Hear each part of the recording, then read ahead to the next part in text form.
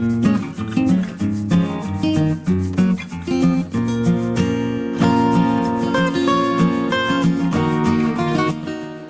번째 파트가 이제 애에 대한 거. 그러니까 뭐 애가 자기 발달이 어떻고 발달이 중요하고 그다음에 운동할 때는 이제 뭐 신뢰가 중요하다 뭐 이런 얘기 했었고요.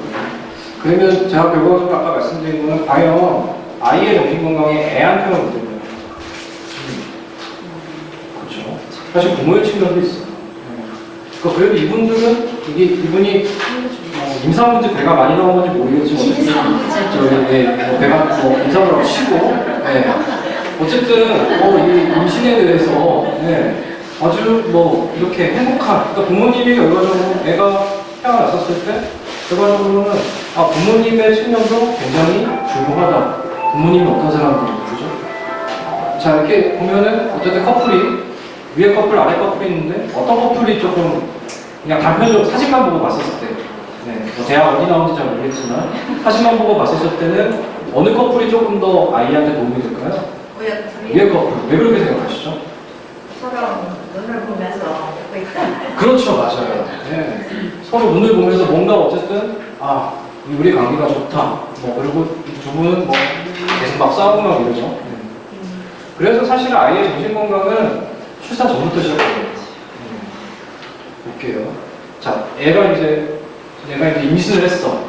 그러면 사실은 그 아이가 저희가 외래에서 이제 아이의 발달력에 대해서 했었을 때 물어보는 것 중에 하나가 이 아이를 원했나?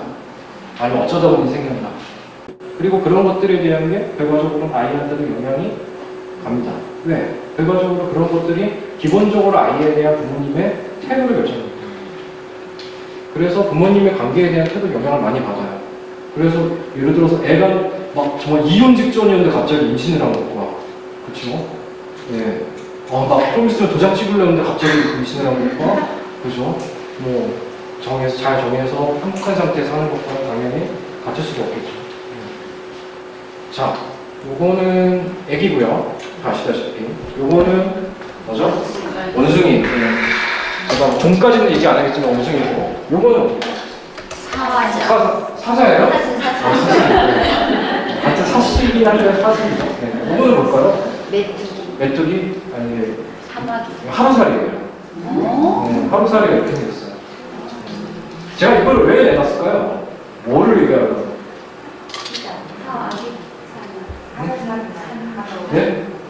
예, 선생님. 예?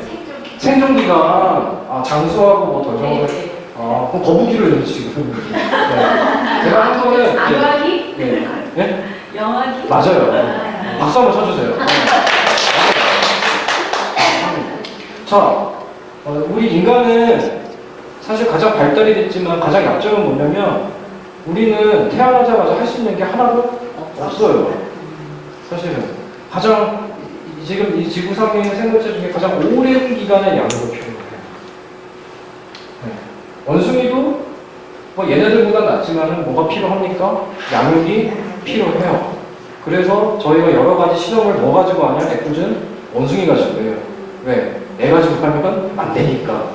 원숭이랑 우리가 비슷한 애 가져가네. 그리고 사슴은 어떻습니까? 동물에 한번 보시면은 태어나자마자 걸어요. 태어나자마자 먹을 거 먹고 똥도 싸고 이미 좀 갖추고 웬만한 사슴으로서의 인성까지 모르겠지만 웬만한 거 갖추고 나와요. 하루살이는 하루살이가 뜻이 뭐죠? 하루 산다는 얘기잖아요. 그럼 얘는 나오자마자 어쨌든 해야 돼요. 하루밖에 못 사니까. 그 얘기는 뭐냐면 이 얘기를 하고 싶은 게 인간의 아이가 자립하기 위해서는 상당히 오랜 시간 사실 요즘 사회적으로 독립하려면 거의 대학원 가고 무슨 졸업하고 무슨 몇 억씩 들고 막 이러잖아요. 결혼까지 시키고 막 이러려면 그만큼 자립하는데 절대적인 오랜 시간이 필요해요. 왜 이런 얘기를 하려고 했냐면 결과적으로 애착 때문에 그렇다. 근데 제가 왜 이거를 굳이 부모에게 넣냐면 실질적으로 애착은 아이 혼자 할 수 있습니까? 아니에요. 왜? 애착은 뭐기 때문에 정서적인 관계이기 때문에 관계는 혼자 하는 거 아니잖아요. 누군가 있어야 되잖아요. 그렇기 때문에 부모의 팩터에 놓고 사실 애착이라는 게 중요한 게 뭐냐면 결과적으로 부모님의 영향을 많이 받기 때문에 그래서 뭐 신생아는 뭐 이렇습니다. 그래서 어쨌든 이미 태어나기 어느 정도 뭐 아주 특별하게 문제가 있지 않고서는 이런 가능성을 가지고 태어나고 넘어갔기 때문에. 그래서 애착은 뭐냐, 정리는 뭐냐면 결과적으로 한 개인 내진 동물이 그냥 주양육자, 엄마가 될 수도 있고 아빠가 될 수도 있고 뭐 누구가 될 수 있겠지만 어쨌든 한 사람과 맺는 특별한 정서적 유대를 얘기를 합니다. 이거는 정서적인 관계예요. 애착. 그래서 아까 내가 초반에 저 시간에 얘기했었을 때 뭐 그런 뭐죠? 저기 기본적인 믿음. 기본적인 믿음은 결과적으로 뭐를 통해서? 안정적인 애착 관계를 통해서 생겨납니다. 그래서 유아와 돌보는 사이의 특별한 상호관계, 뭐 여러 가지 뭐 이런 것들이 생애 첫 때 형성이 된다. 그래서 애착의 역할은 뭐 결과적으로 뭐 인간의 아이는 부모님이 필요하기 때문에 애착 없으면 애가 어떻게 됩니까? 그냥 죽어요. 아무리 똑똑한 애도, 아무리 이쁜 애도 어떻게 된다? 부모님이 하루라도 젖을 안 주면 어떻게 된다? 큰일 난다.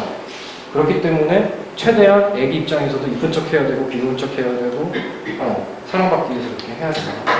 그리고 애착은 뭐다? 결과적으로 이런 것들이 거기서만 끝나는 게 아니라 이후에 대인관계, 인간관계에 대한 기본적인 뭐가 된다? 특이 된다.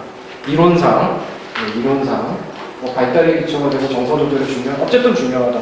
애착 얘기 많이 하잖아요. 그죠? 그래서 이거는 그냥 뭐 노래 치는 사람이 각인이라 그래갖고 네, 그쵸. 태어났었을 때 이제 적절한 시기에 야, 뭐 이 거위들이 딱 노래치를 봤을 때 엄마라고 각인이 되면은 따라다니는 엄마인 줄 알아요. 여기서 얘기하는 게 결과적으로 뭐가 있다? 크리티컬한, 그러니까 아주 결정적인 시기가 있다는 겁니다. 그래서 아까 요즘은 안 나오지만 송중기가 아닌 늑대인간이, 늑대소년이 나중에 잘 적응을 못했던 이유도 왜? 그 시기를 놓쳤기 때문에. 그죠? 그리고 이제 해리 할로우 되게 유명한 실험이죠. 네. 러브무비 익스페리먼트라고 해가지고 이게 뭐냐면은 여기에는 철조망으로 되어 있고 여기에 젖병이 있어요. 여기 젖병은 없는데 이렇게 엄마처럼 비슷하게 해가지고 저기 뭐야 여기다가 이렇게 헝겊 같은 걸 해놨어요. 그럼 새끼 원숭이 여기다 둬요. 하니까 어떻게 된다? 배고플 때만 살짝 가서 먹고 대부분의 시간 어디서 보낸다? 여기서 먹는다. 네. 이 얘기는 뭐다? 결과적으로 먹는 것도 중요하지만 생존을 위해서 먹는 것도 중요하지만 그거 못지않게 우리의 포유류 내지는 인간은 뭐가 중요하다? 네, 신체적인 접촉, 애착, 관계 형성이 중요하고 그러면 얘는 나중에 뭐 사회생활? 원숭이도 사회생활을 이루잖아. 잘할 수 있을까요? 없을까요? 얘는 어떨 것 같아요? 네, 잘 못해요. 그냥 이거 헝겊일 뿐이에요. 네, 이거보다 나으니까 거기에 붙어 있지만 실질적으로 원숭이 사회 안에서 적응을 잘 한다 못한다? 못합니다. 네. 그래서 새끼를 낳아도 새끼를 어떻게 할지 모른다. 양육을 할지 모른다. 왜? 자기가 영역을 받아본 경험이 없으니까. 뭔지 모르니까. 그러면 인간 사이에서도 아주 이런 극단적이진 않지만 사실은 여러 가지 환경 안에서 그러한 일들이 일어나고 그러한 것들이 사실은 양육에 있어서 취약점에 될 수가 있겠죠. 넘어가죠. 사회적 반응, 애착은 3단계가 있고 그래서 어쨌든 점차적으로 애가 그냥 무분별하게 웃는 것부터 시작을 해서 이제 엄마한테만 반응을 하고 엄마 찾게 되고 엄마랑 떨어지면 힘들어지고 그런 것들이 있다. 나중에 나옵니다. 넘어가고. 그래서 이제 친밀감 추구를 지나서 이인무랑, 그러니까 다른 사람 봤을 때 낯가린다 그러잖아요. 낯 잘 가려요? 안 가려요? 네. 물론 이게 절대적인 건 아니지만 낯가림은 발달에 있어서 뭐다? 정상적인 반응입니다. 왜 정상적인 반응이냐? 결과적으로 이 얘기는 뭐냐면 이제 아이가 어떤 능력이 생긴 거냐면 나에게 중요한 사람, 중요하지 않는 사람을 구분할 수 있는 능력이 생긴 거예요. 예전에는 그냥 잘했는데 근데 이때가 생기면 뭐다? 나한테 중요한 사람, 중요하지 않는 사람 그리고 분리불안. 어린이집, 요즘 어린이집도 일찍 가잖아요. 그죠? 어머니와의 분리도 굉장히 애들한테 뭐다? 스트레스. 그래서 불안까지는 아니더라도 막 아침마다 전쟁 일으키고 빠이빠이 하고 돌아가고 이런 것들. 그래서 애착이 왜 중요하다? 자, 이렇습니다.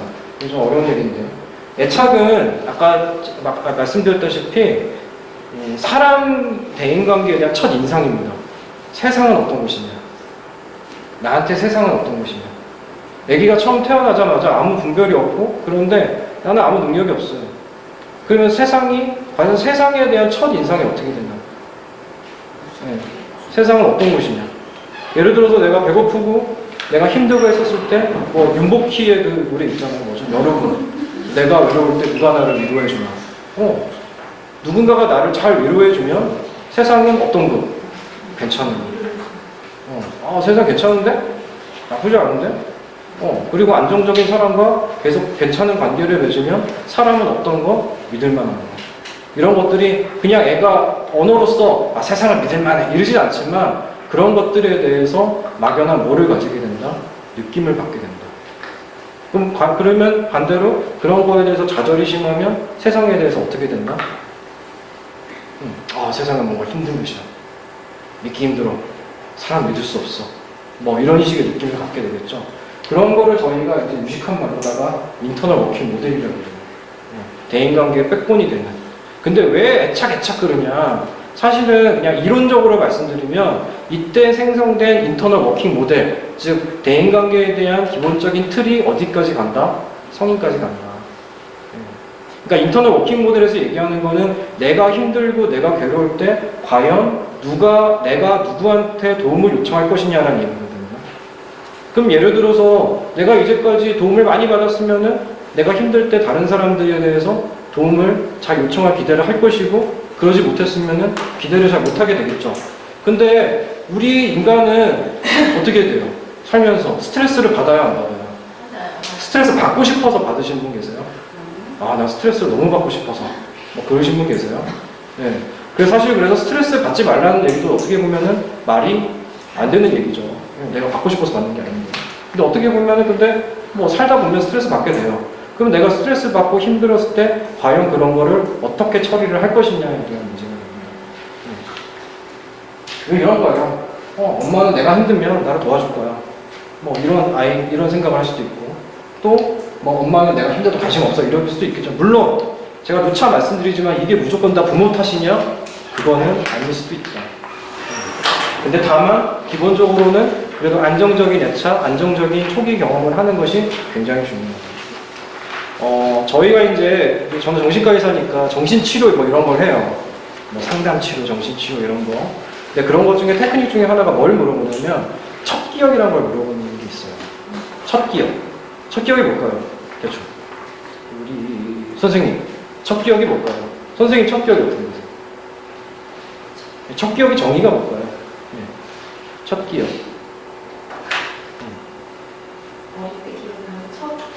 맞아요. 네, 박수 한번 쳐주세요. 네, 맞아요. 네, 첫 기억. 네. 내가 언제부터 나인지는 모르겠지만 내가 생각하는 것 중에 가장 첫째 얘기. 이게 왜 중요하나? 왜 중요하겠어요? 네, 왜냐하면 어떤 분들은 무슨 뭐 햇살이 쏟아지고 뭐 무슨 뭐 어디 할머니가 나를 보고 있고 사실 그거는 팩트인지 아닌지는 몰라요. 네, 그냥 인상이기 때문에. 네, 실질적으로 뭐 엄마를 찾아봐서 뭐 그때 뭐 누가 있었냐 물어볼 수는 없어요. 하지만 어떤 분들은 뭐 이런 얘기 많은 뭐 어두컴컴한 곳에 뭐 나 혼자 있고 무슨 어디에 무슨 뭐죠? 무슨 뭐 아무도 뭐 불러도 대답 뭐 이런 식의 첫 기억을 얘기하는 분들이 있어요. 왜 정신과 의사들이 이런 부분들에 대해서 물어보냐면 결과적으로 그러한 단서들이 뭐다? 이 사람이 애착이라든가 자신의 인생이라든가 아니면 세상에 대한 관점이라든가 어떤 식으로 받아들이는가를 약간 그런 거를 통해서 우리가 알 수가 있어요. 물론 대부분 물어봐 모르겠는데 뭐 이런 분들이 많은데 그렇게 굉장히 임프레시브하게 얘기하시는 분들이 있어요. 그러면 그런 것들이 과연 애착과 연관이 있을 수가 있겠죠. 뭐 다 무조건 그렇다라고 얘기 어려워요. 뭐 그래서 그런 거예요. 그래서 애착은 세 가지 유형이 있어요. 이거는 낯선 사람 스트레인지 시츄에이션이라고 해서 아마 얘기 들어보실 수도 있는데 이제 애착은 처음에 존 볼비라는 사람이 얘기를 했고 이걸 실험한 거는 메리 앤서스라고 해가지고 이 낯선 상황 실험이라고 했어요. 그러니까 9개월에서 한 18개월 정도 애들을 이제 엄마랑 같이 놀게 막 하다가 낯선 사람이 들어오고 아주 낯선 사람이 들어온 다음에 이제 엄마가 나가요. 낯선 사람이랑 있어요. 그러면 엄마가 나갈 때 애들이 스트레스를 받잖아요. 그죠? 그런 식으로 해서 굉장히 구조화된 상태에서 엄마가 일부러 스트레스를 주는 거예요. 엄마랑 분리를 시켜서 스트레스를 주고 난 다음에 근데 뭐를 보냐면 엄마가 돌아왔을 때 애들의 반응을 봐요. 그걸 가지고 애착을 나누는 게 스트레인지 시츄에이션인데 그래서 애착을 이렇게 나눴어요. 네 가지로. 그래서 많은 거는 가장 많은 건 안정애착. 안정애착인 애들은 어쨌든 떨어지는 거는 힘든 거니까 막 저항을 하죠. 막 힘들어해요, 사실은. 근데 얘네들은 돌아왔을 때 어떻게 된다? 엄마를 반겨요. 엄마 왔다. 예. 그 다음에 9개월에서 18개월 사이 애들이니까 이때가 걸음마기잖아요. 그렇기 때문에 엄마가 이제 돌아오면 그때부터 다시 엄마한테 안정을 찾고 어떻게 한다? 또 이제 막 놀기 시작해요. 탐색을. 왜? 안정을 찾았으니까. 나 이제 마음 편해졌으니까. 예. 그런 애들이 한 70% 되더라. 그리고 불안정 회피 애착 애들은 뭐냐면 엄마가 돌아왔는데도 별로 반기지 않아요. 울지도 않고 낯선 사람이 두고 오면 자 19개월 정도면 뭐가 생기면 낯을 가릴 수가 있죠. 그럼 낯선 사람 들어오면 으아 저 사람 누구야? 막 엄마한테 달려가 엄마 막 이랬는데 그러지도 않아요. 근데 엄마가 나갔는데도 별로 그것도 안 힘들어. 근데 막상 회피기 때문에 어떻게 해? 엄마가 아이고 막 안아주려고 그러면 어떻게 해? 막 피해요. 이런 애들이 한 10에서 20% 정도 되고 그 다음 저항은 뭐냐면은 이제 이 심통이 난 거예요. 이제 엄마랑 재결합을 했었을 때 잘 달라지는 게 안 되는 거예요. 막 엄마한테 화를 내는 거예요. 그래가지고 뭐예요? 엄마를 반기듯 하지만은 사실은 어머니가 위로를 하는 게 쉽지가 않아요. 예, 좌절에 대해서. 그래서 어머니한테 막 항의하고 감정적으로 좀 불안정해지고 그리고 가장 안 좋은 거는 디스오거나이즈 타입. 예, 이거는 일관성이 없고 뭔가 이 세 가지 타입에 한정되어 있지가 않고 뭐 예를 들어서 엄마를 봤는데 애가 얼어버린다든지 그래서 보통 뭐 딱 봐도 뭔가 안 좋잖아요, 그죠?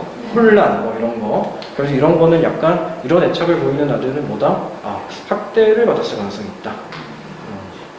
그래서 네 가지를 했는데 궁금한 게 뭐 제가 봤을 때 이런 게 있을 거예요. 왜냐면 애착이란 건 과연 막 이론적으로 인터널 워킹 모델이 이렇고 막 이론적으로는 알겠는데 그럼 과연 그걸 어떻게 측정을 하지?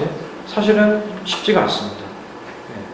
그리고 이거 실험도 아직 뭐 사실은 이렇게 해서 나가보긴 했겠지만은 아주 대단히 아주 많은 사람의 아이들을 가지고 한 것도 아니고 그리고 이 이후의 것들에 대해서 애착을 이제 측정하려는 시도들이 많았지만은 그때가 어느 정도 아이가 이제 더 여기서 성장을 하고 나이가 들면은 너무 이러한 것들에 대해서 영향을 미치는 요소들이 너무 많기 때문에 과연 이게 오롯이 애착 때문에 그런 것이냐 라고 얘기는 굉장히 하기 어려운 그런 그래서 실질적으로 한계가 있습니다. 하지만 뭐 이렇게 나눠봤고 그리고 이런 것들이 연장이 돼서 성인애착 뭐 성인애착은 많이 들어보셨을 것 같아요. 그래서 예전에 어렸을 때 생긴 애착의 유형이 성인까지 어떻게 되냐를 했었을 때 이런 것들이 있다. 그래서 이제 아까 안정애착이 안정자율형 그래서 애착 경험에 대해서 되게 그러니까 뭐 예전에 어땠냐 물어보면 뭐 우리 부모님이 좋았고 나를 뭐 이런 식으로 얘기를 할 수가 있고 무관심형은 뭐 아까 그 회피형이랑 비슷해요. 예, 약간 피하고 싶고 별로 얘기 안 하고 근데 이런 분들의 특징이 뭐냐면 감정적으로 이렇게 표현하고 하는 거에 대해서 굉장히 어색해하고 누가 나한테 정서적으로 다가오는 거를 상당히 거부스럽고 왜 나 혼자 있고 싶어 왜 내가 힘든 거 있었을 때도 표현하기보다는 그냥 나 혼자 뭐 나 별로 감정적인 게 중요하죠. 그래서 이런 분들의 특징이 어떻게 보면 상당히 좀 냉담해 보일 수가 있죠. 직업적으로 성공할 수 있어도 상당히 냉담하고 그래서 이런 분들이 아이를 키우면 아이한테도 어떻게 돼요? 내가 정서적으로 표현하는 거나 이런 것이 어렵기 때문에 양육에 있어서 막 아이한테 정서적으로 야 네가 그랬구나 힘들었겠구나 이런 거 하기가 어려울 수가 있습니다. 집착형은 아까 얘기했던 그 저항형 그러니까 이분들의 특징은 뭐냐면 어떻게 돼요? 막 정서적으로 막 이건 하는데 막 조절이 잘 안 되는 거예요. 특히 힘들었던 거. 그래서 이런 분들 특징은 뭐냐면 내가 힘들었었을 때 내가 잘 조절이 안 되니까 어떻게 돼요? 남한테 집착을 하게 돼요. 자꾸 남한테 매달린다던가 아니면 남한테 자꾸 잘 대해주지 않으면 부적절하게 화를 낸다던가 이런 식의 그리고 제일 안 좋은 건 어쨌든 뭐 비조직화 그래서 상당히 어쨌든 중요한 건 그래서 학대가 상당히 무서운 거예요. 애착이 됐든 뭐가 됐든. 그래서 오늘은 얘기는 안 했지만 사실은 요즘 이제 정신과에서 많이 연구되는 것 중에 하나는 초기의 그런 학대 경험이라든가 초기의 정신적 외상 경험들이 나중에 어떻게 되느냐. 5만 가지 문제들이 다 생기더라고요. 네? 5만 가지 문제들이 있다. 5만 가지. 5만 가지. 그러니까 5만 가지 문제가 아니고 많은 문제들이 생기더라. 그렇습니다. 그래서 결과적으로 이러한 것들이 물론 그렇다고 해서 내가 예를 들어 집착형이다. 무슨 검사를 했는데 내가 집착형이 돼. 그런다고 해서 내가 뭐 무조건 다 정서적으로 문제가 있고 다 내가 뭐 정서적으로 문제가 있냐 그런 건 그런 얘기는 아니에요. 어차피 완벽한 사람이 없고 그리고 애착 이론은 이론일 뿐이에요. 중요하고 이렇게 되면 다 될 것 같지만 사실은 세상이 그렇게 만만치가 않고 사람은 되게 복잡한 동물이고 여러 가지 환경의 영향도 많이 받기 때문에 애착이 중요한 거는 알겠지만은 뭐 안 중요한 건 아닌데 근데 그걸로 다 설명이 되는 것도 아니고 뭐 그런 건 아니다. 이론이 이론일 뿐이다. 근데 다만 뭐 저희가 연구를 해보니 결과적으로 정신적으로 건강한 거는 아무래도 그래도 안정형 애착을 가지시는 분들이 적절하게 상황에 맞춰서 힘들 때는 얘기도 하고 도움도 받고 상담도 하고 뭐 이런 식으로 적절하게 자신의 힘듦에 대해서 얘기를 뭐 이렇게 해서 잘 하더라. 그래서 이런 분들은 상대적으로 정신건강이 있어가지고 좀 불리할 가능성이 많다. 이 정도로 정리를 하시면 될 것 같아요. 뭐 예를 들어서 내가 무관심염이라고 해서 무조건 뭐 정신병리가 생기는 것이 아니다. 그래서 애착의 조건은 뭐다? 일단 첫 번째는 관계이기 때문에 아이의 기질도 중요해요. 왜 안 중요하겠어요? 뭐 사실은 내가 힘든 상황에서 아이를 낳았어도 뭐 누구나 다 아이에 대해서는 어떻습니까? 그냥 잘 키워주고 싶고 잘해주고 싶고 하는 거죠. 내가 아무리 힘들어도. 근데 아이의 기질이 너무 까다롭고 맞추기가 힘들고 예민하고 막 에너지가 많이 쓰이고 그러면 당연히 나도 스트레스를 받기 때문에 뭐 아이의 기질도 영향이 있고 그리고 어머니한테도 결과적으로 애착이 잘 되려면 뭐 재밌게 자주 장시간 뭐 이러면 안정애착의 가능성이 높더라. 근데 다만 저희가 보는 거는 상호작용의 질이 중요하다. 질적인 측면. 그러니까 예를 들어서 이런 거죠. 어떤 어머니는 계속 엄마랑 같이는 있어요. 같이 있는데 뭔가 정서적으로 상호작용은 없어요. 그러니까 무조건 같이 있는 시간이 오래 있는 것도 중요하긴 한데 짧은 시간이 있더라도 아이와 어떻게 상호작용을 해주냐라는 게 중요하다는 거죠. 그리고 그러면 상호작용의 질은 결과적으로 뭐다? 아이한테 있어서 얼마만큼 긍정적으로 그리고 민감하게 반응하는 건 뭐냐면 예민하게 반응하는 것이 아니고 즉각적인 것도 될 수가 있고요. 그리고 아이의 뭔가 지금 욕구, 아이의 마음 상태 이런 거에 대해서 얼마만큼 잘 이렇게 캐치를 해내느냐. 그래서 불안정 애착이 있는 분들은 뭐다? 가치는 있는데 별로 상호작용하는 시간이 적더라. 필요한 것만 해주고. 왜 아까도 왜 고아원에서 그랬다 그랬잖아요. 그냥 누켜만 놓는 거죠. 울면은 그때 저도 한번 주고 짧게 아이를 안아주고 필요한 조치만 하고. 그리고 그럼 이럴 때는 뭐다?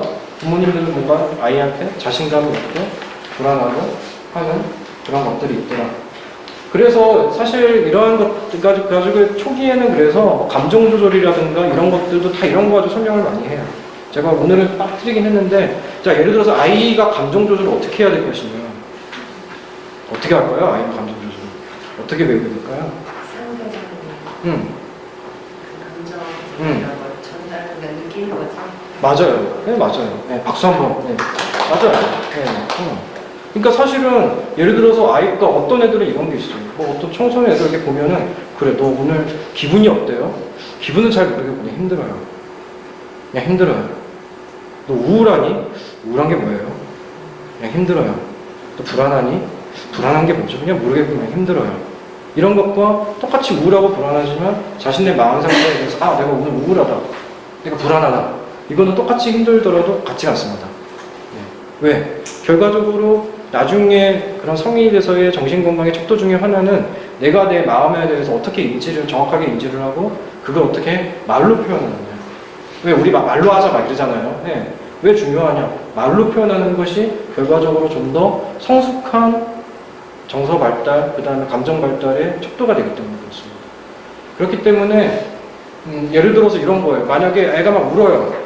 그럼 운 거에 대해서 감정 조절, 그럼 우면은 애가 우는 거는 얘가 화가 났든 뭐가 됐든 간에 우는 거는 결과적으로 얘의 감정이 누구한테 갑니까? 엄마한테 가죠. 그럼 어머니께서 그러면 감정 조절은 어떻게 해야 되냐? 결과적으로 내가 아이의 감정, 화난 감정, 슬픈 감정을 잘 받아서 그거에 대해서 적절하게 돌려주는 거예요. 아이고야, 우리 누가 이렇게 슬픈가 보네? 그럼 토득토득 해주고. 그러면은 결과적으로 아이가 아직 능력이 안 돼서 자신의 감정을 조절하기가 어렵지만은 그러한 경험을 통해서 점차 어떻게 된다? 감정을 조절하는 경험을 하게 된다. 그러면 예를 들어서 어머니께서 너무 양육하는 게 힘들고 불안하고 내가 너무 우울하고 그래가지고 그런 능력이 안 돼. 그러면 아이가 어떻게 돼요? 감정 조절을 배울 기회가 없게 되죠. 그래서 이제 양육수 같은 거 보시면은 뭐 막 오바를 해주고 무슨 막 뭐 이렇게 하는 이유도 뭐냐면 아이들이 그런 데에 대해서 좀 더 반응을 잘한다더라. 뭐 이거 무슨 뭐 그런 거네 뭐 이런 식의 뭐 하는 이유도 뭐 그런 것들이 있어요. 그래서 부모의 양육 방법은 그래서 뭐 애정 차원에서 보면은 뭐 어쨌든 애정이 충분해야 된다. 잘 표현도 해주고 잘해줘라. 자녀의 정서, 신체 상태에서 민감하게 반응해주고 그래서 뭐 상호작용 얼마만큼 민감하게 반응해 이런 게 중요하고 그래서 부모의 양육 스타일도 그래서 몇 가지가 이렇게 있죠. 권위적은 뭐 제일 괜찮은 거 아까 안정애착처럼 그래서 자녀에게 관심과 애정을 표현하지만 되는 건 되고 안 되는 건 안 되고 독재적은 그냥 무조건 내가 시키는 대로 해 컨트롤링하는 그런 거 그러니까 당연히 자신감이 떨어지고 허용적은 반대로 너무 이제 기죽으면 안 되니까 너무 다 받아주는 거 그것도 안 된다고 그랬죠. 왜? 애가 자기를 조절할 기회를 갖지 않게 된다. 그리고 방임은 그냥 내버려 두는 거. 알아서 크겠지. 그렇게 되면 뭐예요? 발달에 대해서 부모님으로도 배울 게 없어지죠. 예. 그래서 중요한 게 뭐다? 저는 개인적으로 요즘 가장 중요하다고 생각하는 것 중에 하나는 뭐다? 모델링. 모델링은 뭐냐면 애들은 어떻게 된다? 예? 모델링. 우리 선생님 모델링이 뭘까요? 저랑 지금 눈 마주치시는. 예. 모델링. 애들은 어떻게 한다? 애들은 부모들 따라한다. 그렇죠. 보고 배웁니다. 보고 배운다. 예. 왜냐면 외래에서 예. 아 선생님 우리 애가 게임 중독인 것 같습니다. 그래서 선생님 그 스마트폰을 놓질 않아요. 그러려면 결과적으로 부모님은 어떻게 하겠습니까?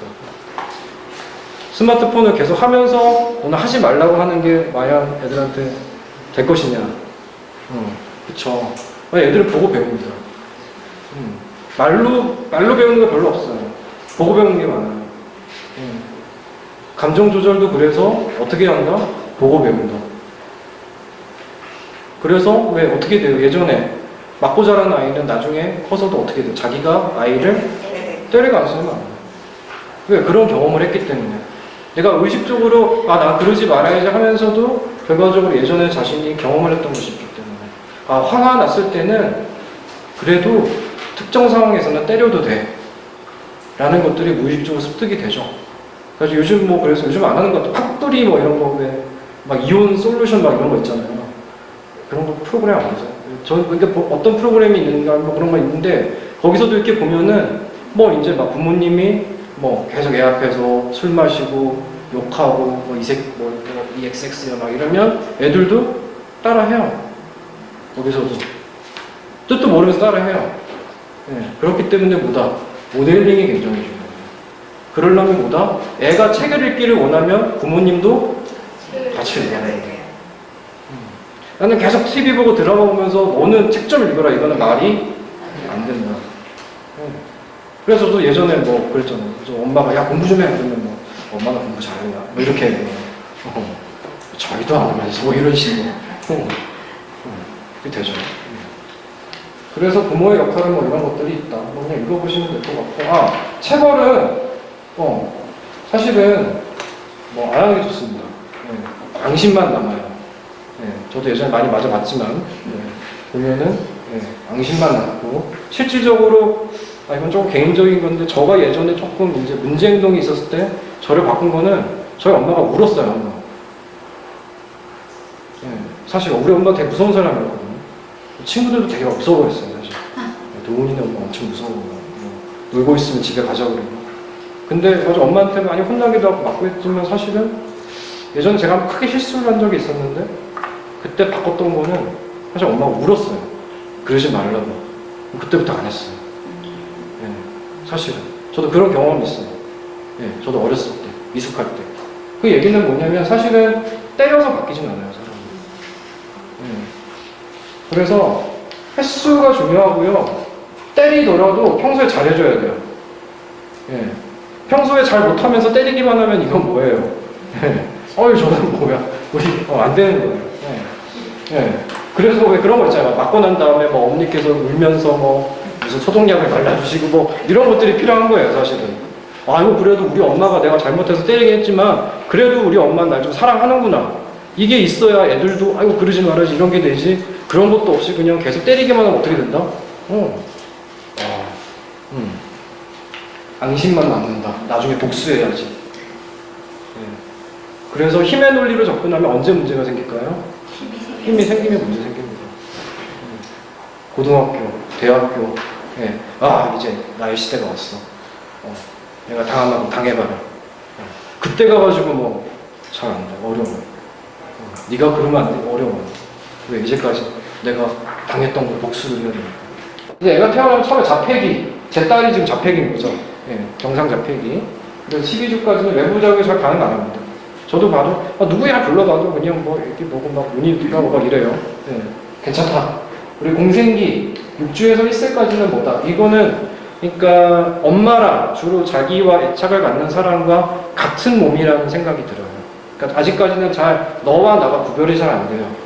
그래서 왜 애가 막 보면 엄마가 젖주잖아요. 그 엄마의 젖도 이게 내 젖인지 엄마 젖인지 네 건지 아니면 잘 몰라요. 그런 걸 보다 공생기. 그래서 엄마를 엄마, 나 분리된 걸로 생각을 하지 못하고 어쨌든 나한테 계속 오니까 나를 계속 나한테 젖을 주니까 좋은 것 같긴 한데 그게 이게 엄마의 뭐 왼쪽 뭐 이런 거는 잘 모른다. 근데 중요한 건 뭐다? 이제 분리 개별화를 한다. 이제 태어나서 이제 걸어 나가면서. 그래서 첫 번째 분화 단계에서는 한 10개월. 나중에 이제 공생 관계에서 이제 저 사람이 내가 아니면 알겠어요. 엄마 젖이 내 젖이 아니면 알겠어. 그렇게 되면 그때부터는 부화가 되기 시작하고 이제 어떻게 돼요? 왜 우리 운전도 그렇잖아요. 처음에는 여기 나가는 것도 막 어떡하지? 막 이러다가 조금 자신감이 생기면 이제 막 왔다 갔다 하고 조금 더 자신감이 생기면 막 추월도 했다가 막 이러잖아요. 비슷합니다. 그래서 분화 단계, 연습 단계, 그 연습 단계 좀 자신감이 붙은 거예요. 예. 아주 막 의기양양해. 이야, 씨, 뭐 별거 아니네. 나 다 할 수 있어. 별거 아니네. 뭐 이런 식으로. 그리고 중요한 거는 뭐다? 네, 재접근 단계가 중요합니다. 네, 이거는 이제 불어인데 라프로치만이라고 하는데 16개월에서 24개월. 이때가 상당히 중요합니다. 왜 중요하냐? 이때는 어떤 게 있으면 불안해져요. 그 이전까지는 잘 모르기 때문에 의기양양해요. 뭐 세상에 내가 최고네. 뭐 별거 아니네. 근데 이때가 되면 어떻게 생기냐면 이제 좀 쓴맛을 좀 봐요. 이거 아닌데? 이거 뭐지? 그러면 그때 누굴 찾는다? 엄마를 찾는다. 나의 불안한 마음을 좀 달래줘 봐라. 나를 안심시켜 버려.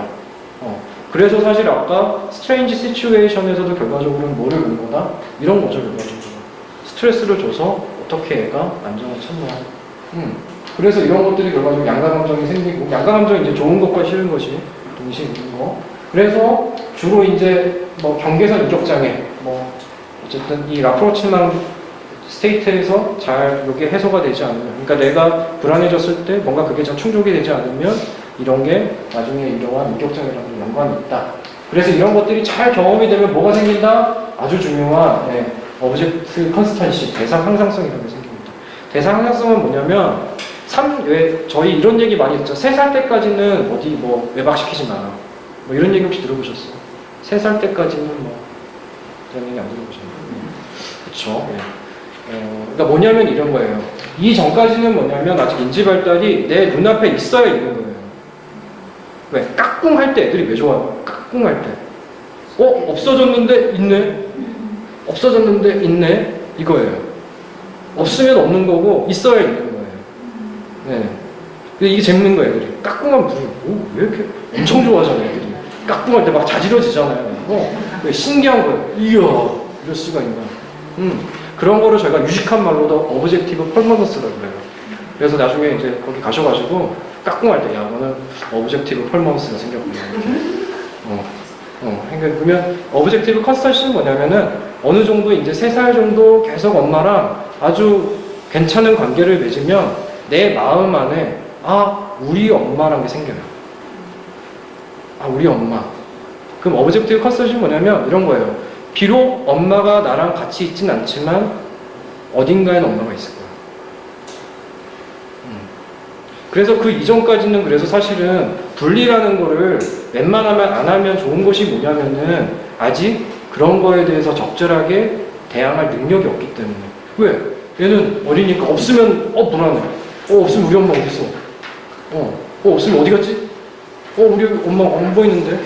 뭐 돌아올 거야 해도 잘 안 들어와요. 왜? 당장 없는데. 하지만 3세까지 돼서 괜찮은 관계를 맺으면 이제는 엄마랑 떨어져도 그렇게 힘들지 않아요. 내 눈앞에는 지금 엄마가 없지만 우리 엄마 회사 가고 뭐 했지만 있을 거야. 엄마가 어딘가에. 이렇게 하는 게 오브젝티브 퍼포먼스라서 상당히 중요하다는 게. 그래서 이런 거를 잘 획득을 하는 것이 중요하다. 3세 때는. 그래서 뭐 내가 정서적 상태가 어떻든 엄마를 좋아하든 싫어하든 엄마는 항상 있다. 근데 그게 반드시 봐야만 있는 것이 아니고 내 마음속에 엄마가 있다. 굉장히 중요합니다. 그래서 뭐 또래 관계가 중요하죠. 그래서 뭐 관계 유지하고 뭐 사회상 발달 뭐 이런 것들. 결과적으로 놀이가 중요합니다. 그래서 지금 요즘 놀이 치료 많이 하잖아요. 놀이 치료, 미술 치료, 음악 치료, 노래 치료. 결과적으로는 전반적으로 그런 것들이 다 뭐에 습성? 놀이에 습성. 왜? 애들은 결과적으로 나의 감정, 나의 힘듦 이런 거를 뭘 표현한다? 놀이로 표현한다. 저도 이제 놀이 치료하고 있지만 매들 와가지고 선생님 뭐 유치원에서 너무 힘들어가지고요. 뭐 이렇게 얘기 안 하거든요, 애들이. 애들이 뭐 6살짜리. 철수가 썸을 타고 있는데 너무 힘들어. 뭐 이런 얘기 안 하거든요, 애들이. 그냥 선생님 뭐 하고 놀아요? 뭐 이러지만 결과적으로 그 컨텐츠 안에 그러한 자신의 발달, 부모님과의 관계, 자신의 뭐 그런 것들이 놀이를 통해서 드러난다. 그래서 뭐가 된다? 잘 놀아주는 게 중요하다. 애들한테 그런 게 필요하다. 그래서 특징적인 건 뭐냐면 제가 놀이치료 케이스 하고 있지만 애들이 다 놀이를 어떻게 해요? 좋아해요. 엄청 좋아해요. 왜냐? 재밌고 그게 지금 그 나이 때 필요한 거기 때문에.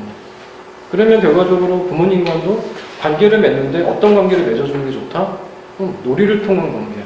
왜? 아이들은 그게 필요하니까. 그래서 부모님들에 대한 불만이 뭡니까? 우리 엄마 아빠 너무 잘 놀아줘서 불만인 애들 본 적 있어요? 너무 잘 놀아줘. 우리 엄마 좀 더 놀아줬으면 좋겠는데. 너무 잘 놀아줘. 불만이에요. 좀 줄이자. 이런 애들 봤어? 아니에요. 놀아달라. 그죠? 자, 이제 사회적 측면으로 볼게요. 요즘 부모 이혼 많이 하죠. 복합가정도 많고. 사실은 이제 저희 외래에서도 헤어졌다 붙였다가, 그죠? 복잡한데. 어쨌든 애들은 근데 결과적으로는 아동의 정상 발달에서는 부모님의 원만한 관계가 중요합니다. 그래서 이유는 아주 예외적인 경우를 제외하고는 부정적입니다. 그럼 예외적인 경우가 뭐냐? 그렇죠. 너무 부모님이 너무 폭력적이거나 너무 학대적이라서 부모님이라는 것 자체가 너무 힘들어할 때 그러면 분리되면 좋아져요. 사실은. 물론 그래도 부모님은 부모님이기 때문에 부모님에 대한 감정은 있지만 사실은 환경 자체가 너무 애가 힘들어하면 그거는 분리를 시켜야 되는 건 맞지만 그런 경우가 아니고서는 사실은 부모 이혼은 마이너스입니다. 이혼에 대한 반응이 있죠. 충격도 받고 어떻게 이럴 수가. 불안하기도 하고 슬픔, 그 다음에 엄마 아빠랑 떨어질 것 같고 죄책감, 환상. 가장 많은 것 중에 하나 죄책감입니다. 나 때문에 그런 건가? 이런 거 많아요. 사실 학대 중에서도 그런 사람들 많아요. 나 때문에. 내가 거기 안 갔으면 안 그랬을까. 내가 왜 그 시간에 거기 가갖고. 애들은 더 심해요. 왜? 인지적으로 아직 여러 가지를 판단해서 종합적으로 판단하는 능력이 떨어집니다. 자기 눈에 보이는 것만 봐요. 그러면은 우리 엄마 아빠 이혼한대? 떨어진대? 엄마 못 볼 수도 있대? 그러면 혹시 나 때문에 그런가? 충분히 생각할 수가 있죠. 그래서 충격받고 그리고 이제 나가면은 이제 이런 갈등들 편부모에 대해서 애들한테 놀림받고 너네 엄마 없지? 이런 식의 그 효도 갈등 그리고 이제 엄마 보고 싶은데 그런 거리 특히 이제 예를 들어서 원만하게 이혼하셨으면 좋겠는데 아예 애를 그냥 떨어뜨려 놓는다든지 못 보게 한다든지 형제끼리도 떨어뜨려 놓는다든지 이런 식으로 이런 거 맞습니다. 재결합 회사 언젠가는 우리 엄마 아빠가 다시 결합할 거야. 언젠가는. 지금은 힘들어서 떨어져 있지만 언젠가는 우리 엄마 아빠가 다시 결합할 거야. 이게 있다고 해서 나쁜 것이 아니고 이러한 면이 있으니 그런 것들을 해줘야 된다. 그리고 이제 아무래도 부모님이 떨어지니까 그런 거에 대한 마음을 누구를 통해서? 형제자매를 통해서. 그래서 사실은 뭐 부모님이 떨어지더라도 형제자매를 떨어뜨려놓는 게 좋을까요? 안 좋을까요? 별로 안 좋습니다. 뭐 그리고 조숙해주 애어른. 뭐 어떤 애들은 진짜 좀 미숙한 엄마 같은 경우에는 뭐 아이한테서 뭐 의지를 하려고 그러고 뭐 위로를 받고 그죠. 후유증은 그래서 나이가 어릴수록 당연히 충격이 있고 분리에 대한 스트레스가 당연히 있고 근데 영유아기가 잘 이해를 못해요. 이게 이혼이 뭐지? 이거 그런 개념 자체가 없어요. 하지만 뭐 정상 발달이 당연히 저희가 되고 환경정기 정도만 돼도 대충 이해는 되는데 스트레스가 되니까 퇴행이 되죠. 퇴행은 뭐죠? 발달, 이미 획득한 발달을 전 단계에서 간다는 얘기입니다. 좀 어른스러웠던 애 갑자기 막 떼쟁이가 된다든지 대소변을 많이 가리던 애가 갑자기 오줌을 싸기 시작하든지 그런 식으로 불안해지고 공포 죄책감.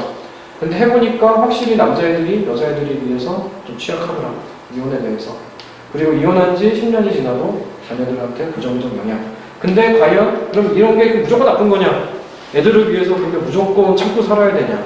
그런 건 아니지만 다만 그런 부분들에 대해서는 확실하게 미리 준비를 하고 아이들한테서도 그러니까 부모님은 떨어지지만 엄마 아빠는 그래 뭐 사정이 생겨서 같이 안 사는데 하지만 그래도 여전히 나는 너의 엄마 내진 아빠다. 너가 힘들면 언제든지 달려올 것이다. 의뢰가 뭐죠? 무조건인가 뭐 그런 것처럼.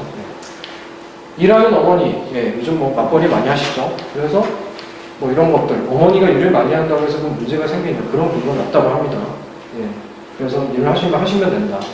그리고 두 번째, 그러면 어떤 게 중요하냐? 왜 어머니가 일을 해야 되나? 그러니까 이런 거는 뭐냐면 어머니께서 그냥 자기 자아 발달을 위해서 하는 상황인 건지 아니면 진짜 이 가게가 엄마가 돈을 벌지 않으면 정말 큰일 나는 상황인 건지 그런 게 중요하고 그리고 중요한 건 이거죠. 누가 어머니를 대신해서 보살펴줬나? 그래서 요즘 이것 때문에 많이 갈등하는 게 누구죠? 할머니, 할아버지들이 이제 그때부터 양육의 세계를 다시 들어가는 거죠. 남한테 몇 개 먹었고 제 조카도 그런가요?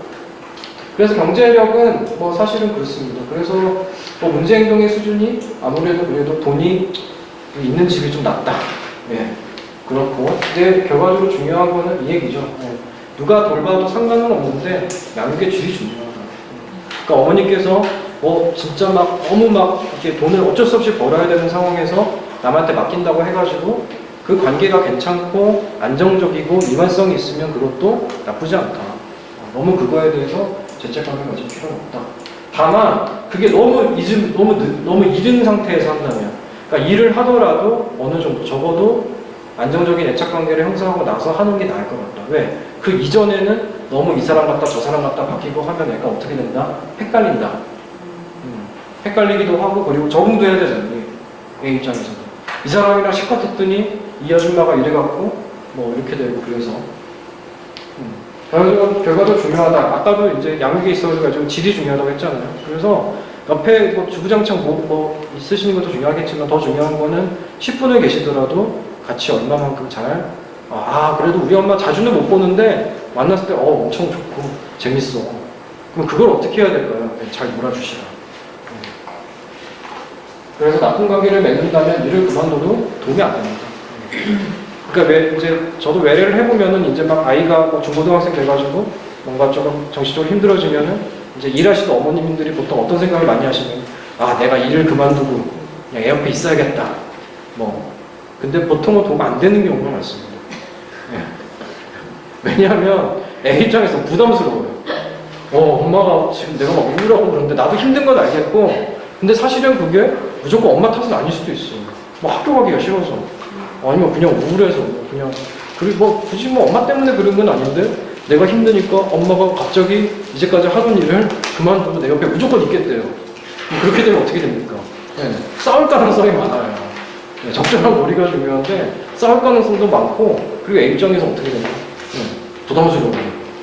엄마 계속 보니까 이제 기분이 어떤가? 식당 가서도 왜 집주인이 계속 막 이렇게 친절한데 과도하게 친절하면 그렇잖아요. 이렇게 보고 있으면 안 좋다. 안 좋다고 말씀해줘요? 네? 엄마한테? 네, 말씀드립니다. 물론 상황에 따라 다릅니다. 하지만 뭐 그렇게 급작스러운 건 좋지 않아요. 마치도록 하겠습니다.